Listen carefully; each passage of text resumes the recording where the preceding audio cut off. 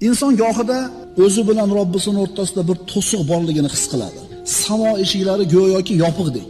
Qur'on tilovat qiladi, hech narsani his qilmaydi. O'tirib zikr qiladi, hech narsani his qilmaydi. Bu nima degani? Bu qanaqa holat? Bu samo eshiklari siz uchun yopiq degani. Nima sababdan yopiq o eshik bilasizmi? Demak, amalda nuqson bor. Namoz o'qib ham, Qur'on o'qib ham, zikr qilib ham inson qalbini Allohga bog'langanini his qilmadimi? Demak, bu inson hayotda bir chekkasida qolib ketgan inson ekan. Siz orom olib ko'rgan bo'lsangiz zikr bilan, Qur'on bilan, keyin shu narsadan uzilib qolganingizda nimadan mahrum bo'lganingizni bilasiz, chunki totib ko'rgansizda. Endi umuman bir marta ham Alloh bilan bog'lanib, qalbingizda sakinatni his qilmagan bo'lsangiz, doim g'aflatda bo'lgan bo'lsangiz, xushyorlikni, qalbni tirligini qayerdan tushunasiz? Urva ibn Zubayr roziyallohu anhu oyog'ini kesish kerak bo'ladi, oqsoqol odamni. Eslaymiz-a shuni?